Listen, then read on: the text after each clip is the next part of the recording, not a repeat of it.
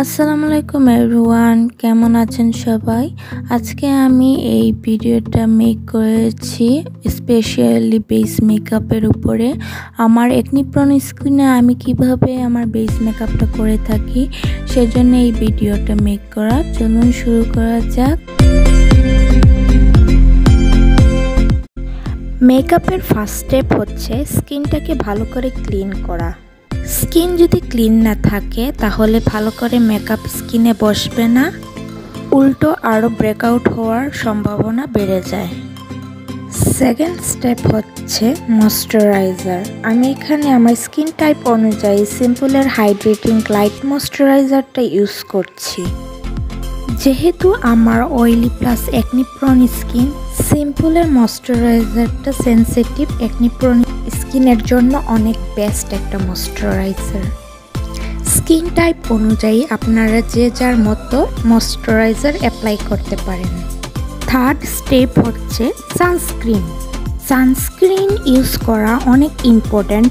আমার স্কিনে কোনো ধরনেরই সানস্ক্রিন স্যুট করে না। এই সানস্ক্রিনটা এত ভালো যে আমার স্কিনে অনেক স্যুট করেছে।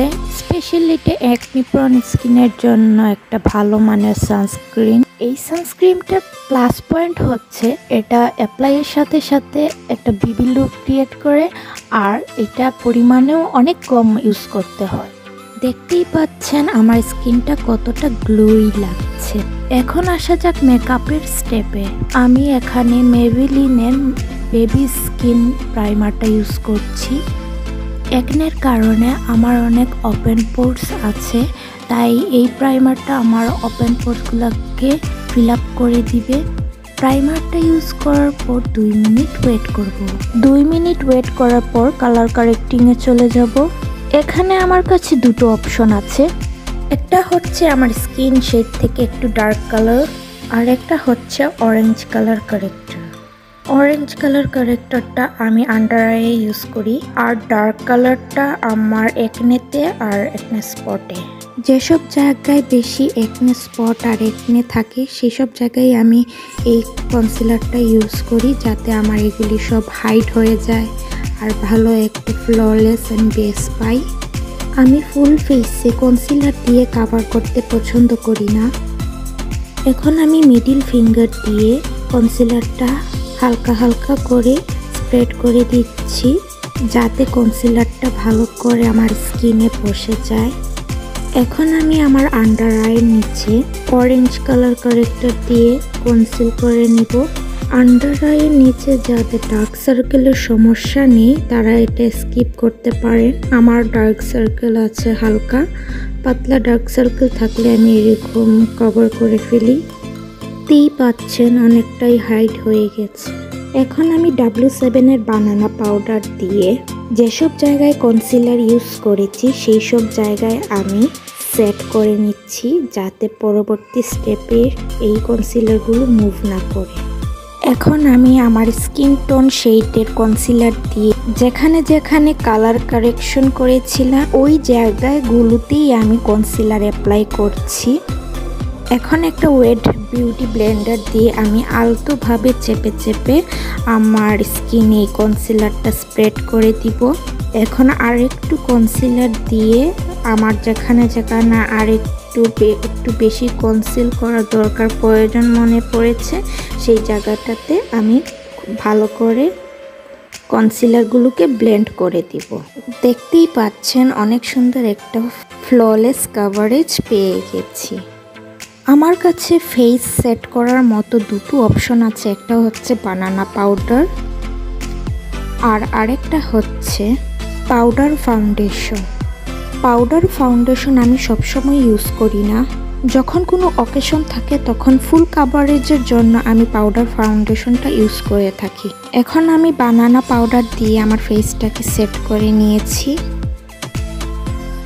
এখন মেকআপ রেভলিউশনের এই প্যালেটটা থেকে আমি আমার ব্রোঞ্জি শেডটা নিব। ব্রোঞ্জারের শেডটা নিয়ে আমি আমার ফেসটাকে ব্রোঞ্জি এফেক্ট দেওয়ার চেষ্টা করব, যাতে ফেসটা দেখতে ফ্ল্যাট না মনে হয়। এখন আমি দুটি ব্লাশ একসাথে মিক্স করে আমি আমার চিক এরিয়াতে প্লাস আমার আই এরিয়াতে একসাথে ব্লেন্ড করব যাতে করে একটা ন্যাচারাল ফিনিশ আসে। রেগুলার বেসে আমি সবসময় ব্লাশটাই ইউজ করে থাকি আমার আইলিডে এবং আমার চিকসে, কারণ রেগুলার বেসে আমি ন্যাচারাল লুকটাই লাইক করি। এখন আমি আমার নোজটাকে একটু শার্প দেখানোর জন্য একটু কন্ট্রোল করে নিচ্ছি যাতে করে নোজটা একটু স্লিম লাগে। এখন আমি এই পিঙ্ক কালারের হাইলাইটার দিয়ে আমার ব্রাউ বোন, ইনার কর্নার এবং চিকসের উপরে যেখানে যেখানে হাইলাইটারের প্রয়োজন সেখানে সেখানে আমি হাইলাইটার দিয়ে দিচ্ছি যাতে একটা ন্যাচারাল ফিনিশ আসে। এখন আমি আমার চোখের ওয়াটার লাইনে নোট কাজলটা ইউজ করছি, যেহেতু আমার চোখটা একটু ছোট তাই ওয়াটার লাইনে হোয়াইট কাজল দিলে চোখটা একটু বড় দেখায়। অফ ক্যামেরায় আমি আইলাইনার দিয়ে দিলাম। আমার মেকআপের সব থেকে বিরক্তকর জিনিসটা হচ্ছে আইলাইনার, যেটা অ্যাপ্লাই করতে আমার অনেক সময় লেগে যায়। আমার মেকআপের সবচেয়ে ফেভারিট পার্ট হচ্ছে মাস্কারা ইউজ করা। আই মেকআপের পর্যায়ে আমি এই মাস্কারাটা দিয়ে দিলাম। এখন আমি এই ম্যাট কালারের লিপস্টিকটা দিয়ে আমি আমার লিপসে অ্যাপ্লাই করে নিব। যেহেতু শীতের সিজন তাই আমি আমার ঠোঁটে লিপ অয়েলটা ইউজ করছি।